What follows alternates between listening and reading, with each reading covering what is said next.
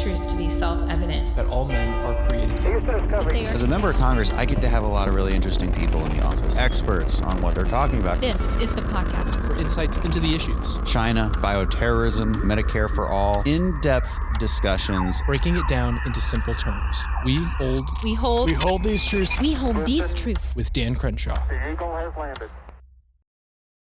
Welcome back, everybody. Got another stellar show for you. That's why you keep coming back and telling all your friends to give this show 5 stars. I don't know why you give it 5 stars, but it makes me feel good. So that's why you do it. We're going to have a good conversation today. A lot of you may or may not know this. I spent my entire high school in Bogota, Colombia. Spent about a year and a half in middle school in Quito, Ecuador. My stepmother is from Peru. So I know the region pretty well. I've often said that our foreign policy should probably focus a lot more south of our border. We have a lot to gain from that. We've got an entire hemisphere that for the most part is based in Judeo-Christian Western civilization values, allies that we have a huge interest in seeing develop and thrive, and yet it feels like we're often focused on many other parts of the world. You've got a country like Mexico, where there is a civil war going on. You have a highly elite, highly capable, well-funded insurgency in Mexico, the drug cartels. Very similar situation to what we used to have in Colombia. You have unmitigated disaster on the border right now. And that also helps fund the drug cartels. There's a lot of geopolitics in South America that I think we just don't touch upon enough, that are potentially driving a lot of the crisis at the border, and we should really be more aware of as we consider future foreign policy. But I'm no expert. I just dabble in it, in the expertise portion of this. So I brought on an expert, Ana Quintana. She's a senior policy analyst of Latin America and Western Hemisphere at Heritage Foundation, and all around great person to have a conversation with. Ana, thanks so much for being on. Thanks for having me. And I think you could have fooled all of us. You definitely are an expert on the region because you also pronounce my name right. It's easy. I speak Spanish, so I don't practice enough. But look, I still go back for my high school reunions in Bogota, and I think I have more friends from Colombia than I do from college. I don't think that's a fact. I mean, it's an absolute fact. So I have a great deal of love for Colombia. We're going to talk about Plan Colombia because that's I remember in high school. So I went to high school from 98 to 2002. That was a bad time in that country. You couldn't even drive out of the city, and even in the city, it was dangerous. We had a bullet hole in our car, and then we got an armored car after that. Luckily, I wasn't in it when that bullet hole appeared, but my stepmother was. And it was a dangerous place. But now, I mean, I would recommend anybody goes and visits, and it's a great tourist location. And maybe we shouldn't let that secret out too much, because it ruins it for the rest of us. But man, I just have a lot of love for Colombia and Venezuela too. My parents lived in Venezuela after I moved to college. I've been to Venezuela many times, and it's a complete disaster now. And one of the questions I'm going to ask here is Mexico going to turn into that under Obrador? A lot of us don't understand AMLO. AMLO is his initials. That's what just people call him. We'll get to that. I want to begin with you on, Mexico and then Colombia, and there's a reason I want to transition to that. But I think as a Texan, we're a bit more aware of our national history and connection to Mexico. Remember the Alamo basically means this used to be Mexico, and it's also been an inflow for mass migration over the years. Instability caused by cartels, fighting over different territories. So, I mean, where do we begin? What should we be focused on right now from a security perspective as far as our cartels? What's an update on some of these in places like Jalisco, Sinaloa? What should we be aware of? Sure. Yeah. No. So the big thing that's going on right now is the cartel Jalisco, right? The new the cartel Jalisco Nueva Generación, right? The Jalisco cartel, new generation Jalisco cartel, right? I mean, right now it's a big war that's going on between them and Sinaloa cartel because traditionally, like it was the Sinaloa cartel and Los Zetas that like controlled like the dominant areas of the border, but now these guys are like really encroaching in on like the main points, like the profitable rather points of entry. And that's where you're seeing like a lot of violence along the border, which we saw like during the Mexican like wars, like the drug wars of like a few years ago. And then upon like these other areas that you were talking about, like Jalisco and Guadalajara, right? Like within like Guadalajara and along like some of like like along the Pacific coast, like in Acapulco and stuff, there's just like this massive like uptick in violence. Like every single year since like 2019, Mexico, like every single year exceeds its historic level of like violence, right? Like just when you think that the violence can't get any worse, it is. Right now, it's recording about 77,000 people who have been like it's in the hundreds of thousands of people who've been forcibly disappeared, right? Last year was about 70 some odd thousand people who've been, who were murdered. And then there's this other bizarre thing that's been going on with this like resistance cartel, and that's now trying to fight off Los Zetas and Michoacan when it's within within Jalisco, like fighting these groups off.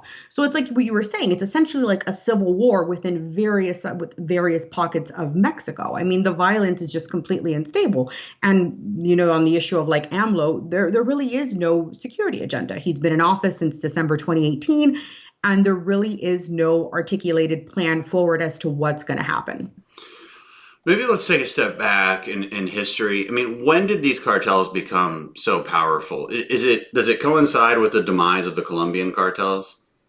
So there's when did they become powerful, and then when did they become ultra violent, right? So essentially what you had was this kind of like balloon effect, right? So the Colombian cartels never fully demised, they splintered and they broke apart, right? So you had two really like dominant cartels in Colombia that, when the United States came in with like Plan Colombia and, you had an uptick in US Colombian collaboration. Then you kind of had the downswing in like the Caribbean corridor trafficking, and then it all went to the Caribbean, to Central America, and up through Mexico, right? And that also coincided with, NAFTA. So you had an expansion in like trade and like trade flows like through the actual like physical border, and then you had the cartels that just grew, right? Because first you had like there was the Jalisco cartel, and then that kind of like broke up and splintered apart, and you had a formation of like other cartels. But it really wasn't until like Los Zetas came into the game when they splintered off from the Gulf cartel, because they used to be, it was weird, they were like the armed protection wing, like the paramilitary wing of the Gulf cartel. That's when the violence really came down. And then that's also essentially when, the Merida Initiative and the really like the war against the cartels launched, that the violence in Mexico really kind of, really, really began.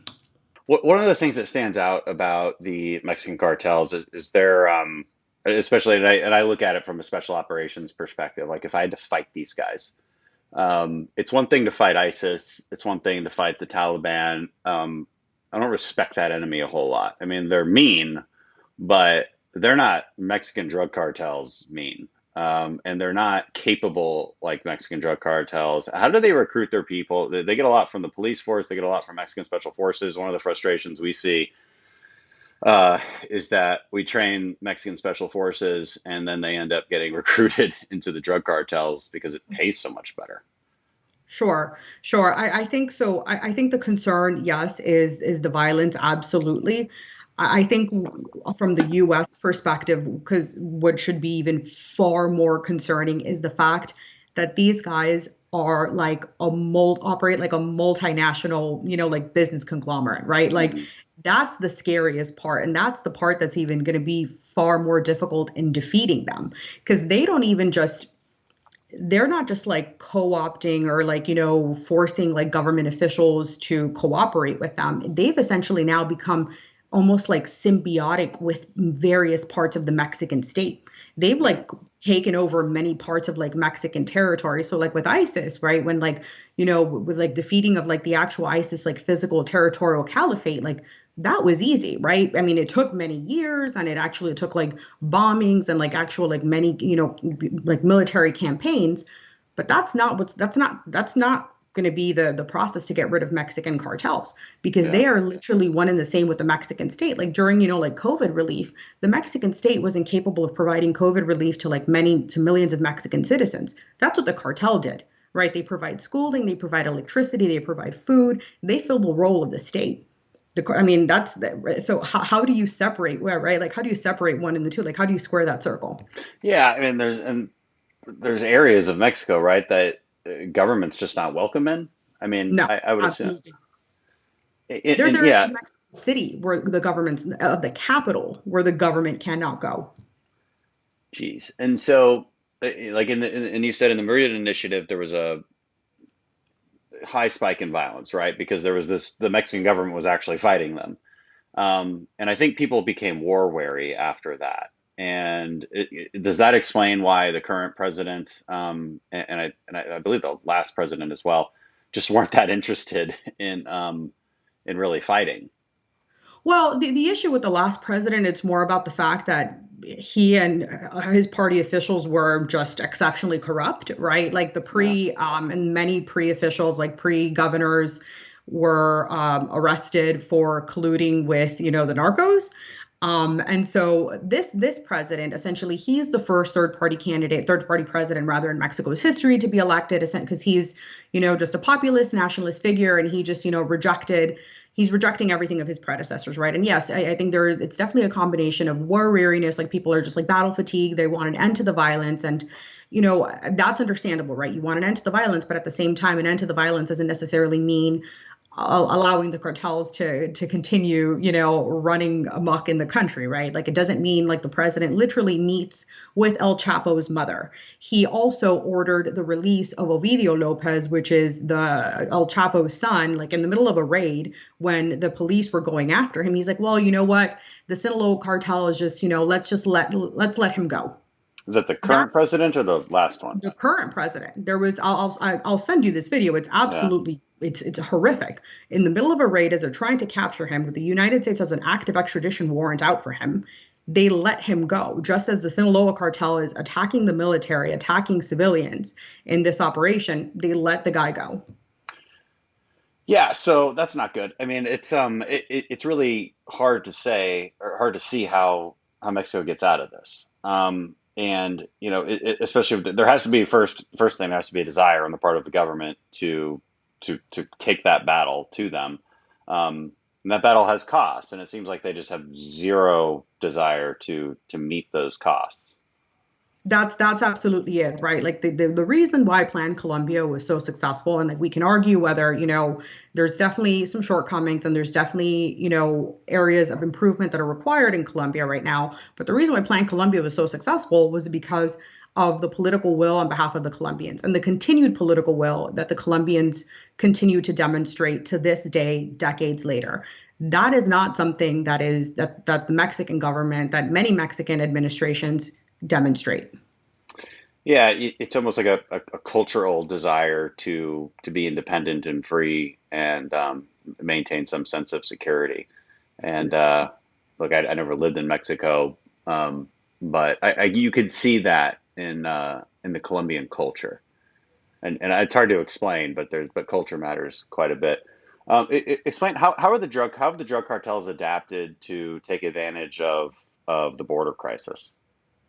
Well, so one big thing that's now that, CPB is reporting and other reporters who've gone down there have, relayed back is this new process of putting wristbands on migrants, right, to show that migrants have paid the local plaza tax. Mm-hmm. So if a migrant is going from one particular area to the next, they've put a wristband on a migrant to say like, hey, you've paid this cartel or this local gang's tax, you don't owe anybody anything, or if you still have an outstanding debt, it'll have a particular symbol. Like everything is like color coded and and has a symbol, right? So if, Hmm. I mean, it's incredibly innovative. I mean, and this just goes back to how these guys are not just criminals, right? And this has been just a failure on like, Mexican policy and US policy to continue to treat these guys like criminals. These are business enterprises. Yeah, and that's what people don't realize. I mean, when I was down with Border Patrol, they charge about $300 per migrant to cross that river. And it doesn't seem like anybody gets across without going through the cartels. And this is super low risk for them. That it's zero risk actually, because I mean they just take the money in and they point, go that way. You're not losing any drugs in the process, and in fact, it helps you smuggle drugs because now Border Patrol's tied up and not looking for you. At that break in the wall where you're sending your drug smugglers through. Absolutely. And then different nationalities get charged different prices, right? Because Oh, Central really? Americans get charged a different price, right? Chinese, Arabs, if you're from if you're from a different region, you will get Hmm. charged a higher premium. Oh, okay. I didn't know that. So I mean, we did the math, and 100,000 people going across a month, $30 million for the drug cartel. So it makes sense that they're fighting for, and they're warring for these plazas. Plazas being basically like a crossing point, I guess. That's how I understand it. A plaza is a particular piece of territory, right? Okay. And that could either be a crossing point or whatever, but a plaza is a territory. Yeah. Hmm. Yeah, and the Border Patrol says like they hear small arms fire across the border where these guys are just gunning it out, because it's a very lucrative business. Okay, Absolutely. and as far as is keeping with the immigration crisis, how do these governments feel about it? We've heard from the Mexican presidents, from the El Salvador presidents, that look, they're not a fan of thousands and thousands of people coming through their country or leaving their country. It seems like our interests are aligned on this, and that's what the Trump administration figured out with the MPP protocols, which is the Remain in Mexico policy, and the asylum cooperation agreements with the Northern Triangle countries. I mean, so how did their interests align with ours? Sure. So I think with each country, it's completely different, right? So Hmm. like with the Mexican government, the Mexican president is not a fan of having so many Central Americans traveling through their country and then going to the United States, right? Because frankly, Mexican polling within Mexico, over 60% of Mexicans are not a fan of the migration crisis simply because Hmm. of the drain on resources, and particularly within the northern region, it's such an impediment to commerce up there. It's not something that they welcome, right? And within Guatemala, I mean, there's always been within Central America, frankly, remittances are a significant percentage of each country's GDP, right? Every Hmm. country relies on it for about 12 to 15 percentage. Remittances account for about 12 to 15% of their gross domestic product. Like, let's be 100% honest. And so they rely on people living like what they call en extranjero, whether it's in the United States or whatever, to send money back home to Hmm. relatives. What the Trump administration did was they changed the calculus and they said, look, we are going to apply essentially so much political pressure to you guys that money is just not going to make it palatable enough for you, that you're just going to continue allowing the outflow of people. And so you now have leaders actually willing to kind of be more vocal and say, look, we need to stop this, right? We need to increase our border, kind of increase border security. We need to like start going after these human smuggling networks. And so you've seen more of that strong leadership coming out of Guatemala and El Salvador, I would say. I'd say these two have been more proactive in that. I haven't seen that much, honestly, from the Honduran government. And I think, honestly, the Honduran government is more preoccupied with the president of Honduras, frankly, is an unindicted co-conspirator in his brother's drug trafficking case. The brother was recently he was recently convicted of trafficking cocaine in the United States, and there's now another trial going on of another Honduran drug trafficker who has pointed significantly to the president of Honduras, allowing for massive cocaine trafficking, of taking money for cocaine trafficking. And so there's interests that are aligning here, but now you have the Biden administration criticizing these guys for being, for permitting corruption and not wanting to work with them, right? So it's like we need to find ways of aligning our interests and also collaborating as well, even when we disagree on certain issues. And that's just something that the Biden administration folks are just being a bit too activist and not Hmm. and kind of, pushing away and kind of like pushing these leaders away. Yeah, and there's this what I would call a childish reactionary tendency to just if Trump did it, it must be bad, which is just a deeply Absolutely. stupid policy agenda. And you can see signs quietly of the Biden administration saying, okay, we're gonna have some agreements with Mexico now. Okay, fine, just call it something different if you want, but just please do the same thing because it seemed to be working. Um, look, I started off the podcast saying we have an interest in these countries being flourishing places that people want to go visit. That would be great for America. If Mexico was at peace, if the drug cartels were gone, if there were plenty of jobs to be had in the Northern Triangle countries, this would all be good. So, we did pass some legislation to that effect last Congress. What are some I mean, besides just throwing money at the problem, which doesn't seem to work in corrupt governments, what is some creative ways that we could look at to encourage development there? Sure. So, I mean, I think it needs to start one. I hate this approach of particularly when it comes to Central America to the Northern Triangle, at looking at these countries as a region. Each country is so individually unique and so just has its own individual level of political will, of human capital, of economic development potentials. We need to look at everybody individually, right? So like El Salvador, you have this like new young president who really wants to collaborate and work with the United States, right? You have in Guatemala a president who's all about sovereignty and who really wants to work on border security issues. And in Honduras, again, you have a president who's ensnared in all these like drug trafficking, allegations. So there's significant limitations there. One, I think we need to start talking about how do you have the region, how do you have each country's private sector start working with them to have them start reinvesting capital back into their countries, because many of them are just looking elsewhere because they're not looking, they just don't, they don't want to invest in their countries, right? They're not safe, they're not secure, like financially, it's not a good bet for them. And there is a lot of money that these individuals just have a lot of money. Two, electricity is exceptionally expensive in this region, incredibly expensive. How do you turn these countries into big manufacturing hubs if you can't manufacture things at a competitive rate? You simply can't. Yet Why is it so expensive?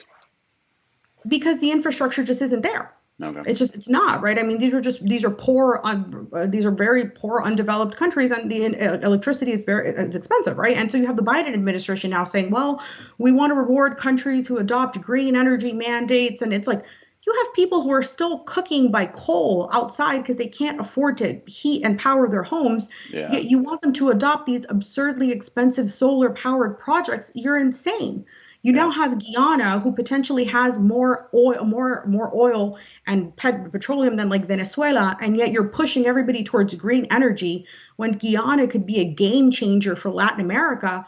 Start working with Guyana. Guyana could potentially help power the Caribbean and Central America, and then help capitalize. Like, we have a free trade agreement with all of Central America and the Dominican Republic, half the DR. Central America could be a manufacturing hub. Right? Yeah. People could actually Instead of stay in China. their countries. Exactly. Instead of China, instead of buying all this, third-rate material from China, manufactured in Central America. Like, there's just so much that can be done, and we're just not taking advantage of it because of all this politicized nonsense. Yeah. I mean, that seems to be about right. Like, it's security and infrastructure. That's the base that any society needs. The security part's difficult. Look, I was a SEAL based in San Diego, and in the mid 2000s, when violence was really bad in Tijuana, we would kind of joke to ourselves. It's like, look, we're deploying across the world to go fight bad guys, but like there's guys in Tijuana that are a far bigger threat to the United States.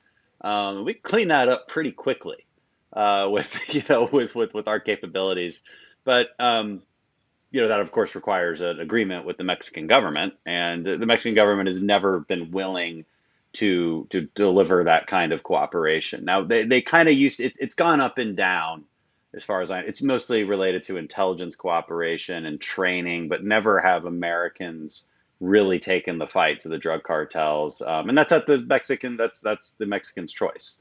Sure. That's not going to change. It doesn't appear to me it ever will. They don't want the gringos fighting on their soil. Fine.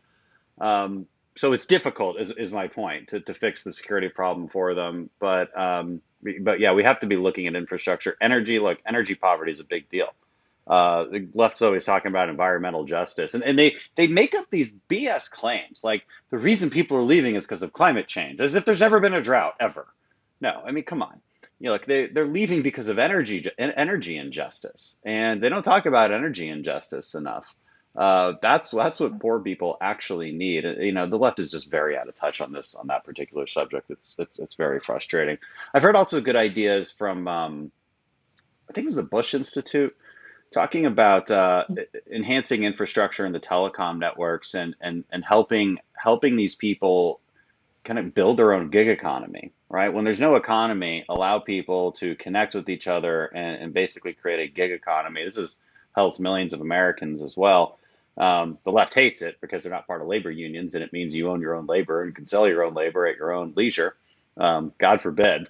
But that's a great way for people to enhance their own well-being as well, I would think. I want to move on to Obrador. So Andres Manuel Lopez Obrador, that's why they call him AMLO, AMLO. Who is this guy? Everybody is confused about who this guy is. I'm not an expert on him. They say he's like a populist, but also a socialist and a nationalist.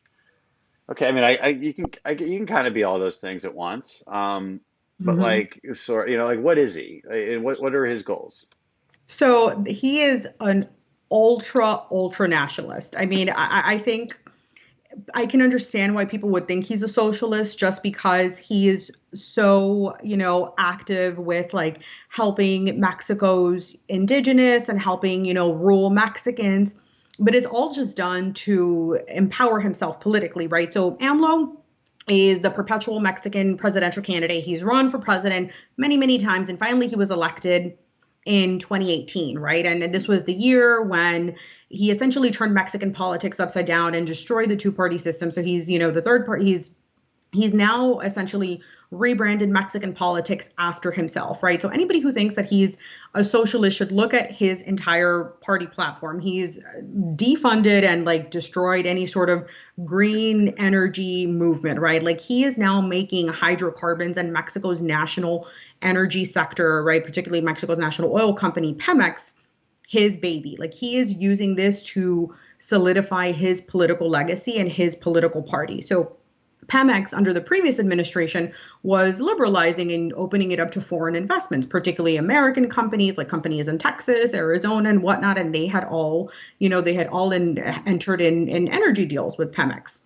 These deals have now essentially pretty much he's just canceled, nullified them. Many of them will potentially not even be reimbursed, right? Because he passed all these new laws. He's governing by referendum. Imagine if you enter into a $1 billion deal and all of a sudden AMLO tells the local villagers, hey guys, you know what? I want you guys to vote if you want the future of this deal to exist. And if the villagers say no, the deal is all of a sudden canceled. It's sounding pretty socialist so far. No, Well, it's not nationalizing assets. But it's not nationalizing the assets. It's essentially nullifying the deal because he wants the national oil company to work on his behalf. He is an ultra authoritarian, absolute hardcore authoritarian. Sounds socialist because that's what he wants to come off to his base, but it's completely authoritarian nationalist. And just a few months ago, his party and his supporters in Congress passed a law called the National Security Law, which stripped DEA of their immunity. So now DEA agents operating inside of Mexico have no diplomatic immunity. They have to report all of their activities and any sort of contact they have with Mexican officials to an oversight board, a Mexican government oversight board. So essentially they have no privacy now, right? There is going to be no such thing as so imagine that, imagine the amount of corruption that could potentially happen to any sort of DEA investigations. Yeah, I mean, when I hear that, I just think DEA investigations stop. As an American, there's no way, just because, we would never operate as military in another country without a SOFA agreement, which is a status of forces agreement, which gives us that kind of immunity. There's no way, we just don't do anything. because there's no way we're going to risk being thrown into a Mexican jail. So that's unfortunate. That's bad. It obviously makes that security cooperation pretty difficult. I imagine it's not good for their oil industry either. When you just eliminate all foreign investment into your industry, it kind of sounds like what was happening in Venezuela. To a degree, but it's a bit different because now what he's done is he's put the military in charge of creating a new refinery, because his idea is he's going to make Mexican oil great again, right? Like he's wants Mexican oil to be the backbone of the Mexican economy, and he wants that to resuscitate he wants it to resuscitate essentially Mexico's he calls it the fourth transformation, and it's absolutely ludicrous. You feel like you've walked into like a time machine every time you hear this man speak. Yeah. But he's like a 1970s nationalist. Yeah, there's a term for Latin American politicians that sort of fit this mold. What is it? It's like Caudillo. yeah, Carillos, and Yeah, he's like, just he's a Latin American strongman. Absolutely. No, he's targeting Canadian mining companies. He's going across the food and beverage sector. So anyone who essentially disagrees with him, he's going after them. It looks like it's like from a leftist bent, but I mean, he's gone after school funding.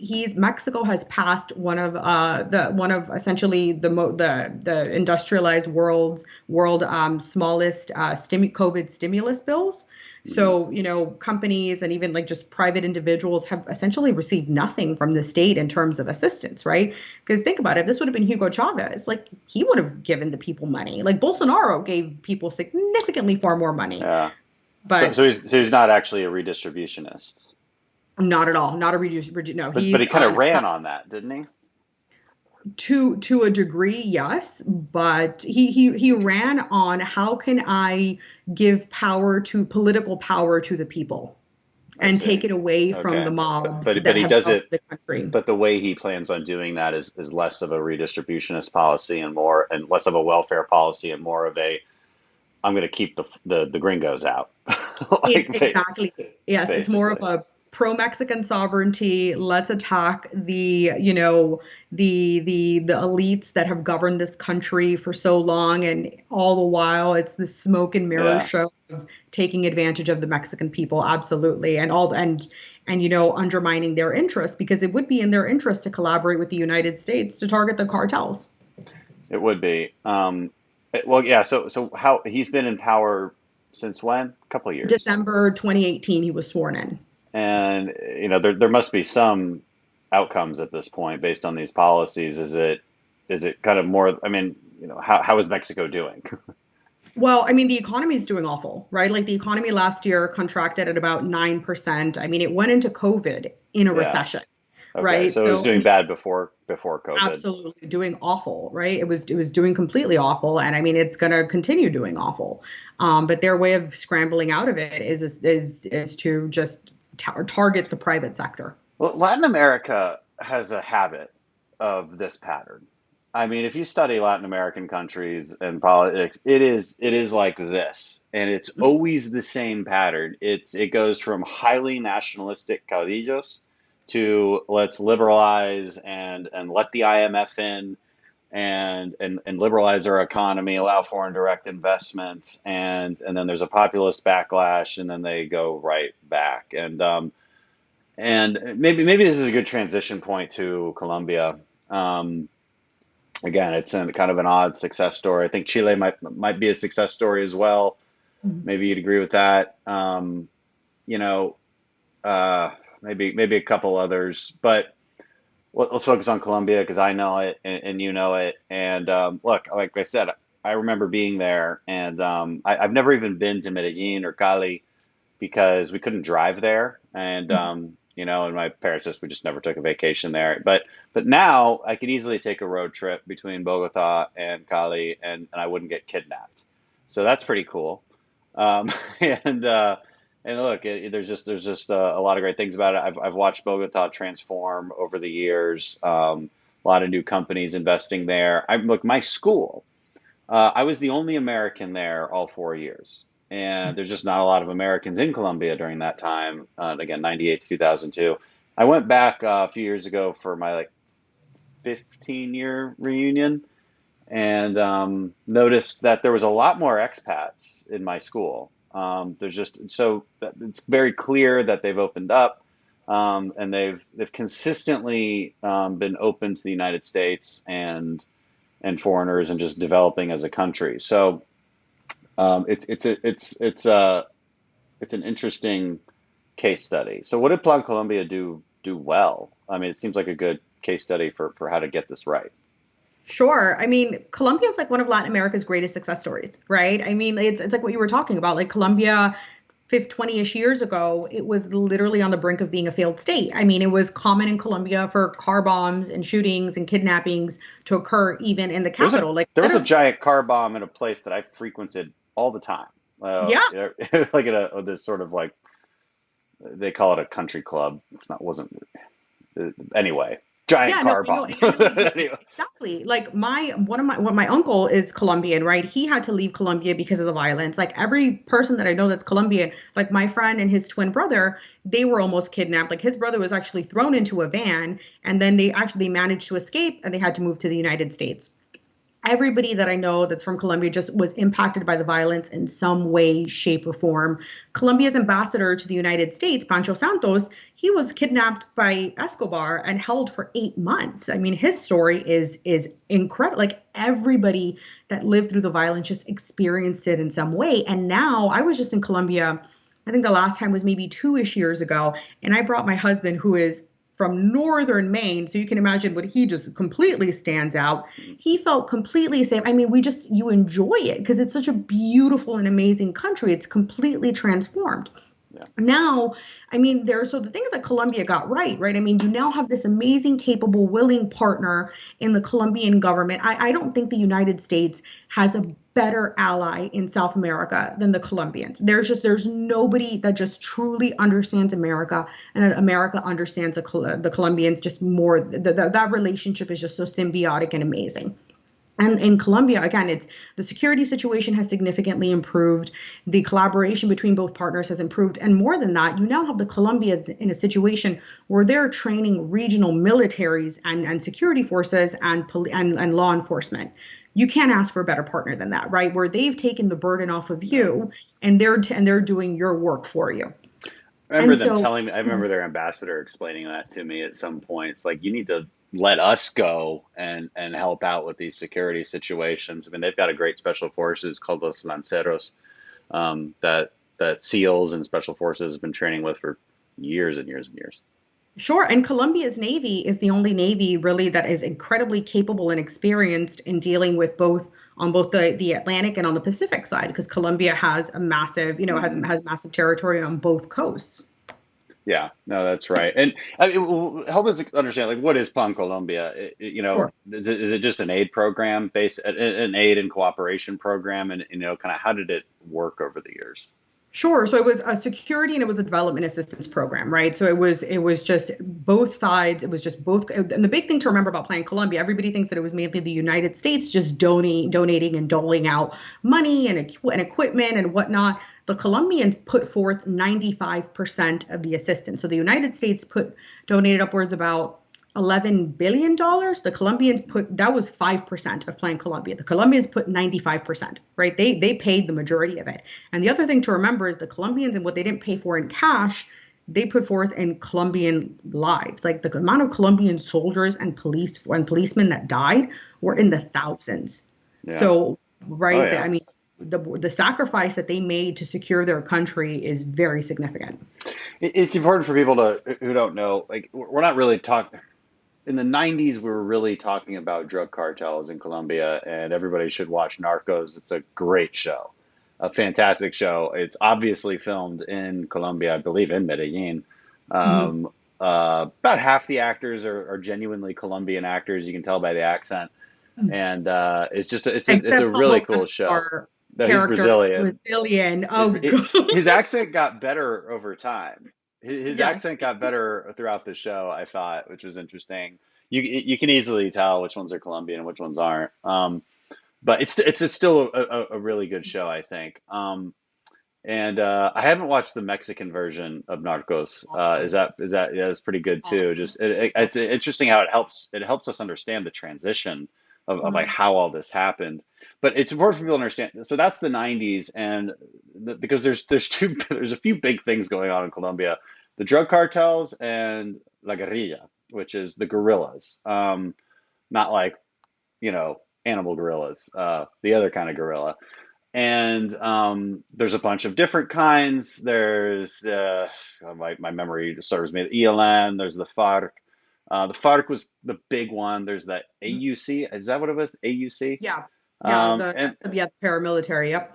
and like they're all in these weird factions. Like the FARC is like communists. Okay, they're like a communist faction, and then like maybe it was ELN, maybe you can explain, but ELN or Mhm. AUC, they came up to counter them, but then they Yep. all got involved in the drug trade somehow because that's how they fund themselves. And then Mhm. as the cartels sort of lost power, these guys took it over. Because when I was living there, the big thing was the guerrillas. It was not the cartels. The cartels and guerrillas were one and the same basically in the early 2000s when I was there. That's who was going to kidnap you. That's how they got a Yep. lot of their money. The business was kidnapping. And so it's just anyway, I just bring that up because people should understand like what we're talking about. And so, you think of cartels in Mexico, you're thinking of people in like plain clothes. They're sort of, like you said, embedded in the population in many ways. They're like gangsters. They're like thugs. In Mhm. Colombia, you need to envision something different. These are people with military style equipment. They're in uniforms. They have a rank structure. They have a general. They have colonels. It's a very different situation. They live out in the jungles and they're moving from base to base constantly. It's just a fascinating dynamic that I just want to paint that picture for people. No, no, absolutely, right? So yeah, so you have FARC, ELN, and AUC, right? So FARC has now been demobilized because of a peace agreement that was Hmm. passed and that they've signed on to and that was passed a few years ago. ELN wasn't peace talks with the Colombian government, but ELN bombed a Colombian police force in Bogota about 2-ish years ago. It ended up wounding about 80 some odd police officers, and the Colombian government called off the police talks.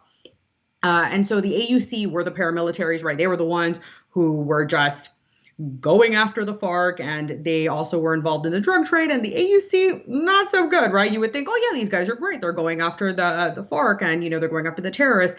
Problem is, they would also go after villagers and farmers and whatnot who lived in FARC controlled territory because they would just not like the fact that like they lived in FARC controlled territory, right? They would go after for like store Hmm. owners and things like that who didn't fight the FARC because they just thought, well, why aren't you combating? Why aren't you joining us in this effort? Yeah, And they so, no, became you're completely right gangsters. about FARC kidnapping people. Like, I mean, the amount of people kidnapped by FARC was astronomical.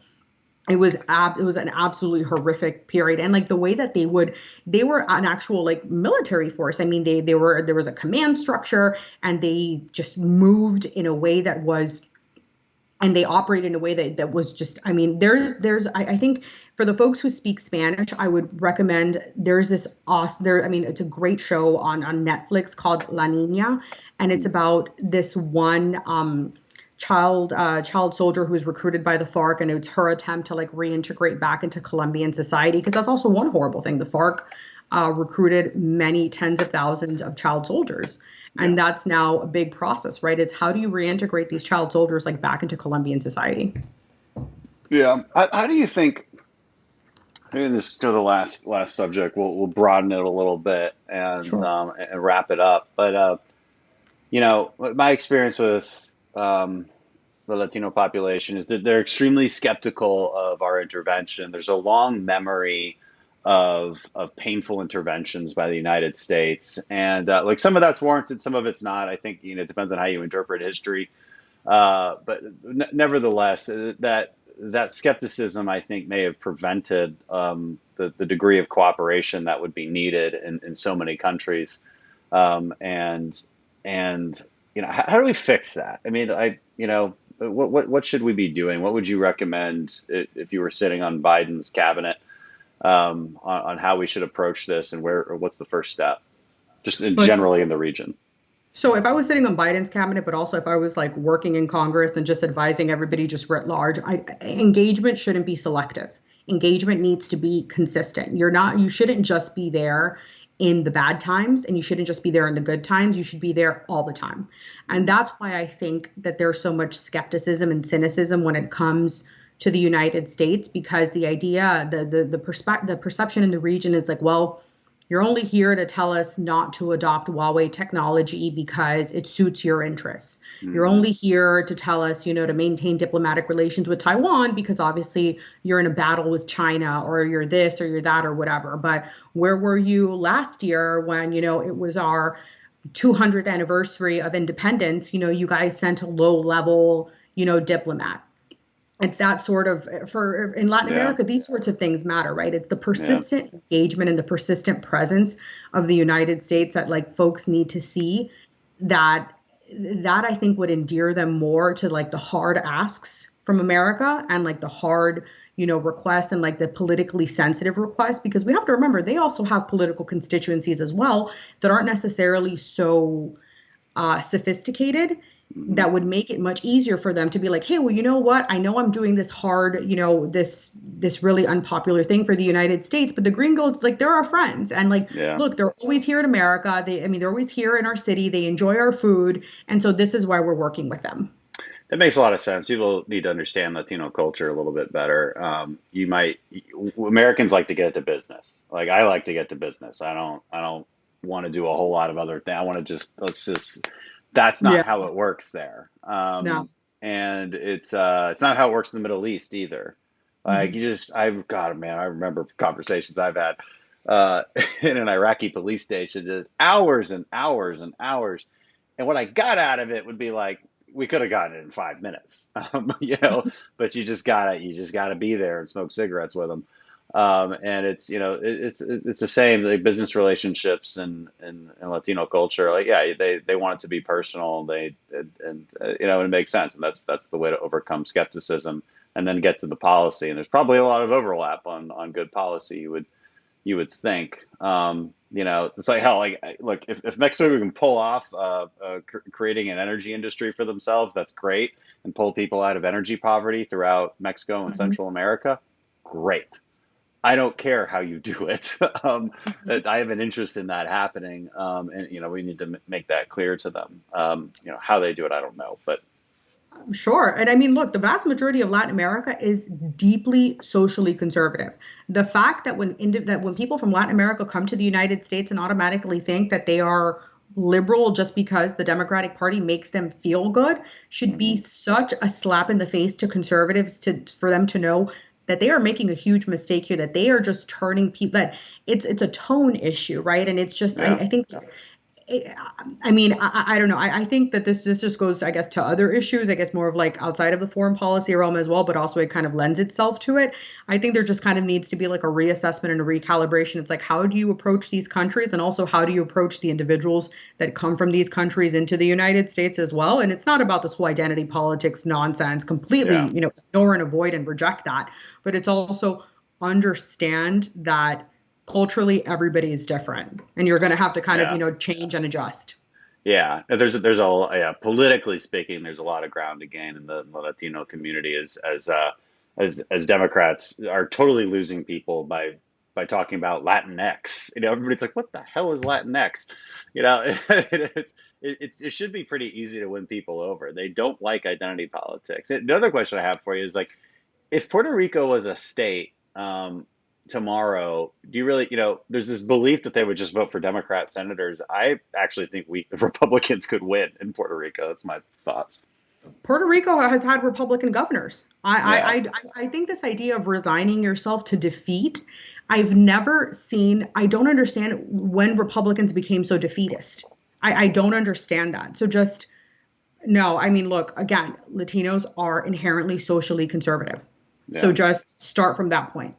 Yeah. In culture, in deeper ways, it's not just the abortion issue. It's like personal responsibility. I mean, the fundamental aspect of conservatism and Americanism, frankly, Western civilization, this sort of individualistic idea that you must be morally and and culturally and personally responsible. That seems like it's a deeply embedded thing in the culture. So, I find that to be the case for sure. Yep. Anna, that was a good just under an hour. I think we learned a lot. I really appreciate you being on. Nope, this was great. Thank you.